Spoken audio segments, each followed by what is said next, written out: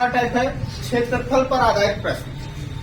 ठीक, हमारा पहला सवाल है, एक आयत की लंबाई में 5% वृद्धि की गई और चौड़ाई में 10% बढ़ाई गई। तो कह रहा है इस प्रकार उसके क्षेत्रफल में कितने प्रतिशत का परिवर्तन होगा। तो आइए, क्या फार्मूला होता है हमारा, 10 गुणित 10 बराबर 100। 5% बढ़ेगा कितना होगा, 100 प्लस 5 बराबर 105। 10 से भाग देंगे कितना हो जाएगा, 10.5, 10.5 हो गया। अब कह रहा है चौड़ाई में 10% वृद्धि, 100 प्लस 10 बराबर कितना, 110 बटा 10 बराबर कितना, 11। 11 कर दें, गुणा कर दें, 11 पचे 55 को 5, 11 0 5, 11 कम 11 कितना हो जाएगा, 115.5। तो कितना बढ़ गया, 15.5% वृद्धि हो गई। क्लियर हो गया। अब दूसरे टाइप से देख लेते हैं। पहले 5%, फिर 10%, फिर 5 गुणित 10 बटा 100, 10 15, 5 और 10 15, 1 कर देंगे कितना आएगा, प्लस 0.5 कितना, 15.5%। क्लियर हुआ। चलिए अगला सवाल। सवाल हमारा है, एक आयत की लंबाई 20% बढ़ाई गई। एक आयत की लंबाई 20% बढ़ाई गई। कह रहा जबकि उसकी चौड़ाई 10% घटाई गई, तो उसके क्षेत्रफल में कितने प्रतिशत का परिवर्तन हुआ। तो अगर 20% बढ़ाई गई बहुत, तो डायरेक्ट हम कितना लिख सकते हैं, 12 लिख सकते हैं। और 10% घटाई गई डायरेक्ट कितना लिख सकते हैं, 9 लिख सकते हैं। तो 12 कितना हो गया, 108। 100 से कितना अधिक है, 8%। हमारा आंसर क्या हो गया, 8%। अब यह 12 और 8 आया कैसे, इसको देखें। 20 है तो 100 प्लस 20% बढ़ा तो 120 हो गया, हो गया। अब इस वाले 10 से अगर कहते हैं 10 गुणित 10 बराबर 100 फार्मूला हमारा, तो इसे 10 से भाग देंगे कितना आ जाएगा, 12 आ गया। अब तेरा 10% घटाएगी, 100 माइनस 10 बराबर कितना, 90। 90 इस वाले 10 से भाग देंगे कितना, 9। अब 12 और 9 कहां से आया, क्लियर हो गया। तो 12 9 गुणनफल कितना, 108।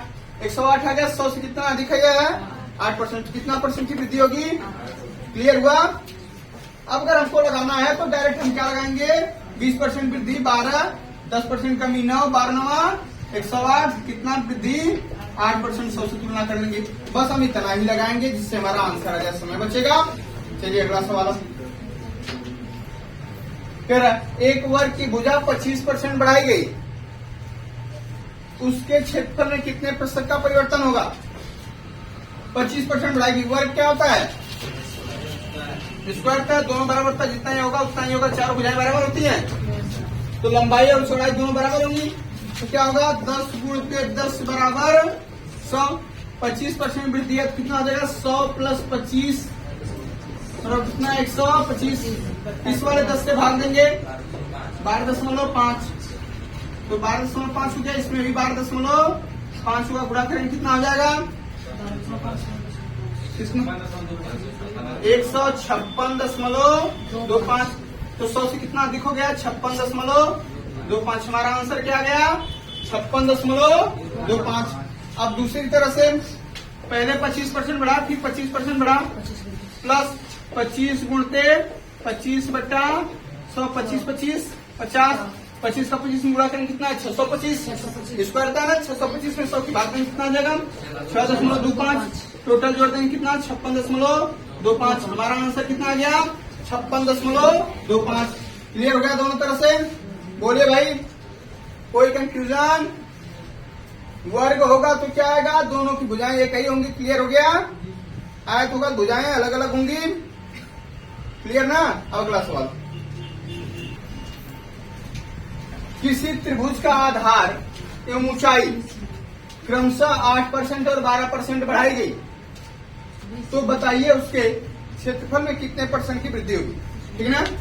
पहले 8% बढ़ा, प्लस 8, फिर 12% बढ़ा, प्लस 12, फिर प्लस 8 गुणते 12 बटा 100, 12 8 20, 12 8 96, 96 में 100 की भाग देंगे 0.96। तो कितना आगे जोड़ देंगे, 20.96% क्या आ जाएगी, वृद्धि हो जाएगी। क्लियर हो गया? बोलिए बाबू, कोई कंफ्यूजन? चलिए अब अगला सवाल। सवाल है, एक समांतर चतुर्भुज के आधार में 25% की वृद्धि की गई, जबकि आधार से उसकी ऊंचाई में 10% की कमी की गई। इस प्रकार उसके क्षेत्रफल में कितने प्रतिशत का परिवर्तन होगा?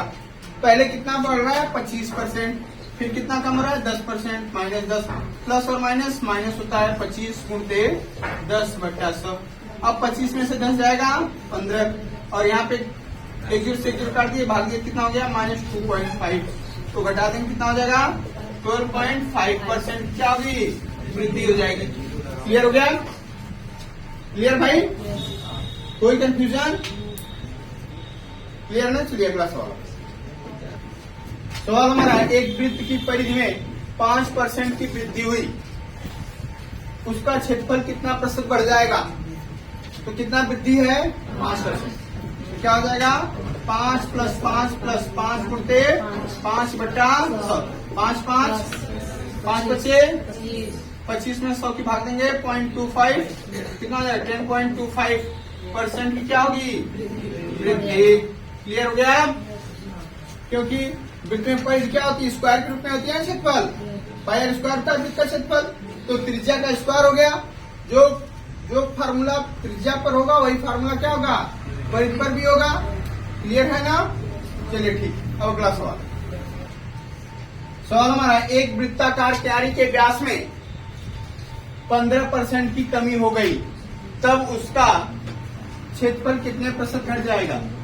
15% कम हो गई तो -15, फिर -15, माइनस प्लस होता है 15 गुणते 15/100। क्लियर हो गया फार्मूला?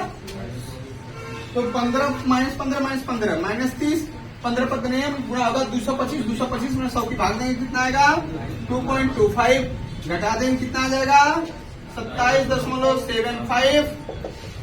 क्या हो जाएगा? कमी। घट रही है तो कमी हो जाएगा कितना? 27.75। क्लियर हो गया? कोई कंफ्यूजन? बोलिए भाई। चलिए अगला सवाल है,